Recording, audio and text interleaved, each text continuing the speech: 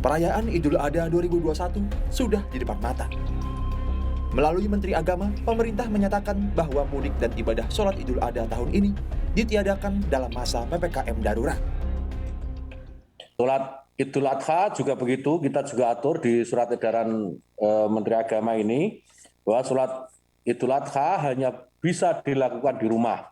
Bisa dilakukan di rumah, tidak ada sholat Idul Adha di masjid atau di lapangan dalam masa PPKM darurat ini. Aturan ini pun dikukuhkan dalam surat edaran Menteri Agama nomor 17 tahun 2021.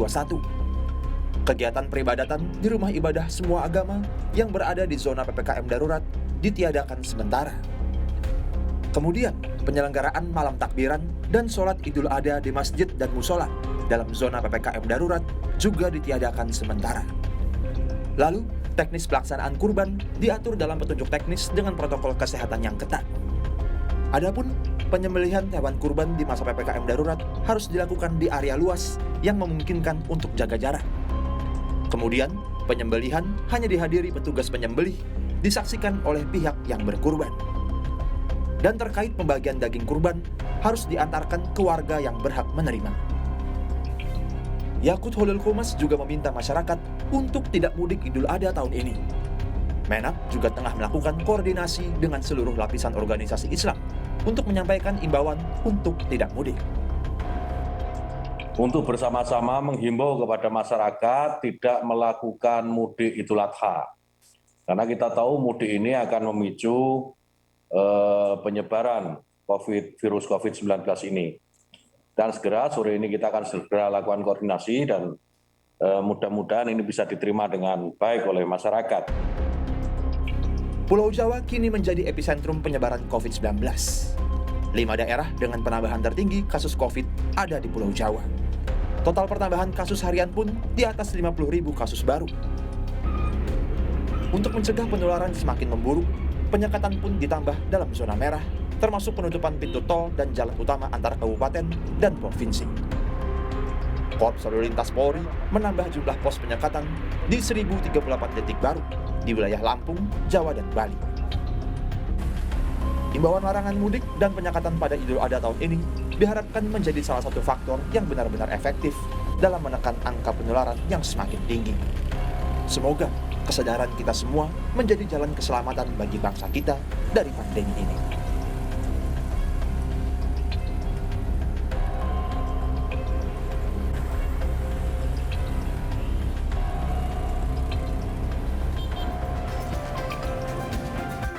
Ya, Saudara, pemerintah melalui Menteri Agama ini sudah menurunkan kebijakan terkait dengan peniadaan sementara Idul Adha, kemudian juga pelaksanaan sholat di masjid maupun di lapangan pada tahun ini. Lantas bagaimana sebenarnya pengawasan yang akan dilakukan? Juga imbauan bagi warga untuk tidak mudik saat Idul Adha. Sudah bergabung bersama kami ada Ketua Majelis Ulama Indonesia Bidang Fatwa MUI, Asrorun Niam. Pak Niam, selamat pagi. Selamat pagi, gimana Pak? Sehat, Mas. Sehat, Alhamdulillah. Dan juga bergabung Kabid Perubahan Perilaku Satgas COVID-19 ada Sony Harmadi. Pak Sony, pagi. Pagi Mas Iryanda. Selamat pagi. Waalaikumsalam warahmatullahi wabarakatuh. Saya ke Pak Niam dulu. Pak Niam, jadi aturan yang diturunkan oleh Menteri Agama kemudian juga terkait dengan peniadaan sementara begitu ya bahasanya, kegiatan keagamaan, kemudian juga hari besar keagamaan ada Idul Adha tanggal 20 besok. Ini apa sih yang masyarakat perlu tahu? Apa yang kemudian boleh dan tidak dilakukan oleh masyarakat terkait dengan aturan di PPKM darurat ini terkait dengan Idul Adha? Silakan Pak Niam. Ya, terima kasih Mas. Yang pertama perlu sampaikan secara utuh, termasuk juga pemilihan diksinya ya. PPKM darurat tidak menghalangi pelaksanaan aktivitas ibadah. Pemilihan diksi menutup sementara, kemudian meniadakan, pasnya begini. Jadi takbir, sholat Idul Adha, pelaksanaan ibadah kurban itu tidak dihalangi dan juga tidak ditiadakan. Oke. Tetapi pelaksanaannya disesuaikan untuk kepentingan pencegahan penularan dari yang semula dilaksanakan dengan cara takbir keliling, kemudian sholat Idul Adha di lapangan itu secara berjamaah dalam jumlah besar. Takbirnya tetap dilaksanakan, tetapi dilaksanakan dengan cara baru, yaitu kemudian secara terbatas, termasuk menggunakan media digital. Pun juga pelaksanaan aktivitas sholat Idul Adha-nya. Idul Adha-nya tidak dilarang, sholat Idul Adha-nya juga tidak dilarang, tetapi cara melaksanakannya tidak dengan cara jumlah besar di lapangan, kemudian di masjid, tapi pelaksanaannya di rumah secara terbatas dengan memastikan keamanan antara satu dengan yang lain agar tidak saling menularkan. Saya kira itu terkait dengan aktivitas ibadah. Sehingga penting disampaikan kepada masyarakat bahwa di satu sisi negara tidak memberikan pelayanan terhadap aktivitas ibadah, akan tetapi aktivitas ibadah yang dilakukan oleh masyarakat beragama, khususnya masyarakat muslim, harus juga tetap mempertimbangkan, memperhatikan, dan juga berkontribusi di dalam mencegah dan menanggulangi wabah COVID yang menjadi masalah bangsa kita hari ini. Disitulah perlu ada pemahaman utuh bagaimana tata cara pelaksanaannya. Kondisi normal, takbir keliling dilakukan sebagai bagian dari syiar. Kondisi hari ini jangan lakukan takbir keliling karena itu punya potensi terjadinya penularan. Lokalisir pelaksanaan takbirnya, niat syiarnya tetap jalan, tetapi pelaksanaannya harus mempertimbangkan dan memperhatikan keselamatan jiwa. Boleh nggak pelaksanaan takbir di masjid? Tidak ada larangan dengan menggunakan speaker hanya satu atau dua orang pengurus takmir dengan suara melalui pengeras suara dipancarkan untuk memberikan PR kepada masyarakat. Boleh nggak? Boleh. Nah ini yang kemudian harus dipahami secara utuh. Makanya kemudian pada saat penerbitan aturan mengenai PPKM darurat di tanggal 1 Juli, kemudian dilakukan perbaikan, termasuk di dalam instruksi Menteri Dalam Negeri nomor 15, kemudian diperbaiki di nomor 18. Dari yang semula diktumnya adalah menutup sementara, kemudian menggeser dengan memudahkan aktivitas yang berkerumun, termasuk juga aktivitas ibadah. Prinsipnya ibadahnya tetap dilakukan, tetapi kita pada saat melaksanakan ibadah harus memperhatikan hal yang paling mendasar, yaitu keselamatan jiwa. Dan dalam situasi PPKM darurat ini, kita pastikan bahwa pelaksanaan aktivitas ibadah itu terlokalisir di rumah dan di tempat yang aman dari penularan.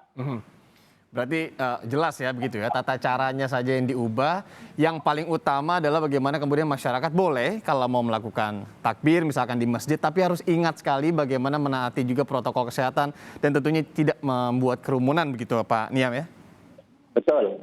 Ya, karena kita tahu juga ya bahwa perayaan Idul Adha ini kan kental sekali dengan suasana kebersamaan, takbiran, kemudian juga ada kurban yang biasa ditonton juga oleh masyarakat, kemudian anak-anak kecil. Bagaimana menurut Pak Niam ini masyarakat harus menyikapi adanya satu, ada kegiatan keagamaan, masyarakat mungkin antusias juga untuk melakukannya, tapi satu sisi ada pemerintah juga yang memberikan kebijakan karena adanya pandemi COVID-19 ini Pak Niam. Mungkin masyarakat masih ada yang galau ini harus seperti apa, karena kan satu sisi agama, yang satu sisi ada kebijakan dari pemerintah. Ya, terima kasih ya. Di satu sisi ada dimensi ibadah yang bersifat dogma, di sisi yang lain ada tradisi sebagai jelmaan dari aktivitas ibadah tadi itu ya. Nah, misalnya tradisinya kita takbir keliling. Nah yang tradisi ini dicegah, dihilangkan untuk sementara, semata untuk kepentingan tujuan yang lebih besar, yaitu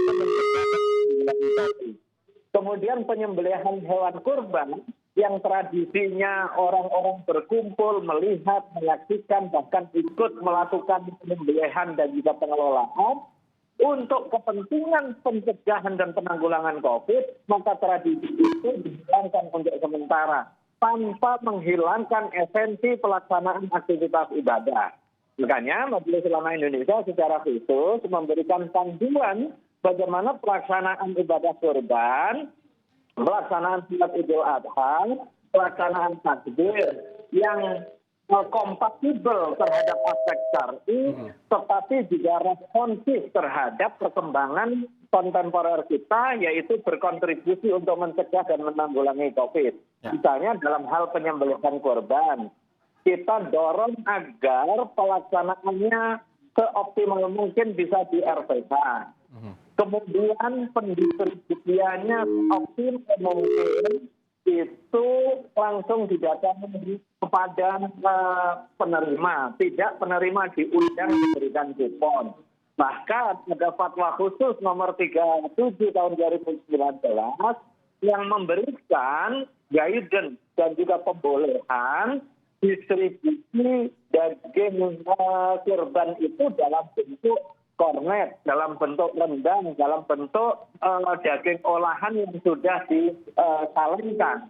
Ini semata untuk mengoptimalkan kemaslahatan ibadah kurban ini dalam menjawab permasalahan kontemporer, di mana sahabat kita, keluarga kita, tetangga kita, masyarakat kita yang terdampak COVID bukan hanya persoalan kesehatan, tetapi juga persoalan sosial ekonomi.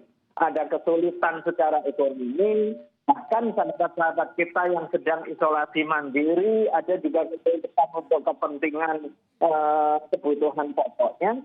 Maka kurban bisa didaya gunakan secara optimal untuk menjawab permasalahan kontemporer ini, memberikan gizi yang baik, yang memadai agar terwujud imunitas, sehingga berkontribusi di dalam mewujudkan ketahanan fisik dan juga mencegah potensi penularan. Ini yang saya maksud, etos keagamaan harus menjelma menjadi etos sosial untuk menjawab permasalahan kontemporer kita hari ini. Dan saya kira penting juga bergandengan tangan ya. Di satu sisi ada daging kurban sebagai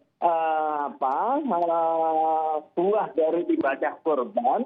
Kalau memungkinkan bisa dikawinkan dengan kontribusi filantropis masyarakat dengan menyediakan sembako, dengan menyediakan beras, nasi, vitamin untuk mewujudkan solidaritas sosial dan juga penyelesaian masalah sosial yang kita hadapi. Oke, saya ke Pak Soni. Pak Soni, kita tahu kan zona resiko tiap daerah beda-beda ya. Ada yang kemudian walaupun masih di PPKM darurat dan diperluas begitu, ada yang masyarakat berpendapat, oh ini kan zona hijau, kenapa kemudian tidak boleh misalkan. Ini bagaimana kemudian memberi pemahaman kepada masyarakat agar mau merubah kebiasaannya menjalankan ibadah Idul Adha selama pandemi, dan juga tentunya kepada jajaran petugas di bawah atau di lapangan ini agar penegakannya begitu, misalkan tetap ada yang berkumpul, ini tetap selaras begitu ya dengan pemerintah. Pak Soni. Ya, Mas Irianda. Jadi Menteri Agama kan sudah mengeluarkan 3 surat edaran ya, nomor 15, 16, 17. Yang nomor 15 secara umum tuh tentang penerapan protokol kesehatan dalam penyelenggaraan sholat hari raya Idul Adha dan juga perayaan kurban. Tapi di SK Kemenak nomor 16 itu kan petunjuk teknis penyelenggaraan malam takbiran sholat Idul Adha dan pelaksanaan kurban di luar wilayah pemberlakuan PPKM darurat. Yang nomor 17 itu petunjuk teknis di wilayah pemberlakuan PPKM darurat. Jadi dengan adanya 3 SE tersebut, masyarakat pelaksana di lapangan itu punya pedoman yang dapat digunakan sebagai acuan di dalam pelaksanaan Idul Adha, dan juga ketiga SE tersebut merupakan upaya untuk melindungi masyarakat dari penyebaran dan penularan COVID-19 ya. Nah, jelas sekali kalau kita buat matriksnya ya, bahwa SE nomor 15 itu berlaku secara umum ya di seluruh tempat. Lalu SE nomor 16 kan tadi berlaku di wilayah non PPKM darurat. Jadi harus mengacu ke situ yang di luar PPKM darurat. Lalu yang 17 ini untuk PPKM darurat. Kan jelas sekali ya bahwa tadi Kiai Niam sudah menjelaskan ya, esensinya adalah ibadah tetap dilaksanakan tetapi caranya berubah. Itulah bentuk adaptasi kebiasaan baru yang kita laksanakan karena memang masih pandemi seperti itu. Oke, nah itu dia. Bagaimana kemudian di lapangannya Pak Sony? Karena kita Ya. tahu beberapa kali begitu ya viral juga di media sosial, ada penegakan-penegakan memang yang dilakukan di lapangan ini ya tidak sejalan juga begitu dengan apa yang seharusnya dilakukan. Kemudian menjadi ada bentrokan dan lain-lain. Kita kan tentunya tidak mau terjadi juga di terkait dengan Idul Adha ini. Anda melihat sosialisasi yang paling tepat untuk kejajaran dan juga masyarakat terkait hal ini seperti apa? Meskipun sudah ada peraturan dari Menteri Agama ya pastinya. Ya, yang pertama kami sangat berterima kasih juga kepada MUI ya. Jelas Menteri Agama sangat didukung oleh MUI, ormas seperti NU, Ormas Islam NU, Muhammadiyah dan seterusnya. Dan bahkan MUI itu sudah melaksanakan konferensi pers bersama Satgas 1 bulan sebelum pelaksanaan Idul Adha. Tujuannya supaya sosialisasinya itu betul-betul bisa dilakukan dalam sebulan ini. Lalu jelas sekali ya bahwa di dalam pelaksanaan di lapangan tentu dibantu oleh KUA, Kantor Urusan Agama, dibantu oleh penyuluh ya. Kementerian Agama telah menginstruksikan penghulu dan juga penyuluh agama. Penyuluh agama ini kalau nggak salah jumlahnya sekitar 50.000 untuk melaksanakan pengawasan atau pendampingan selama pelaksanaan Idul Adha khususnya untuk penyembelihan hewan kurban. Lalu juga di dalam pelaksanaannya itu berkoordinasi ya, tim pelaksana atau panitia kurban berkoordinasi dengan pimpinan Satgas setempat ya, pimpinan daerah dan Satgas setempat dan tentu akan dibantu oleh teman-teman kita dari TNI Polri serta Satpol PP. Jadi intinya pelaksanaan di lapangan memang membutuhkan koordinasi. Nah, Kementerian Agama ini kan punya kantor wilayah ya. Nah, kantor wilayah ini juga melakukan koordinasi intensif dengan teman-teman di Satgas daerah. Sehingga harapannya memang dengan menggunakan kearifan lokal, pendekatan sosialisasi yang sudah berlangsung sejak sebulan yang lalu, kita berharap semua masyarakat bisa mendukung pelaksanaan perayaan Idul Adha dan kurban ini yang aman dari COVID-19. Amin. Nah, kemudian bagaimana nanti pengawasannya sudah sesiap apa? Karena kan sudah sedikit lagi ya, sekitar 3 hari lagi 20 Juli ini Idul Adha akan kemudian disambut oleh umat Islam di Indonesia. Saya akan tanyakan kepada Pak Niam dan juga Pak Sony setelah jeda berikut ini, saudara jangan kemana-mana, tetap di Sapa Indonesia Akhir Pekan.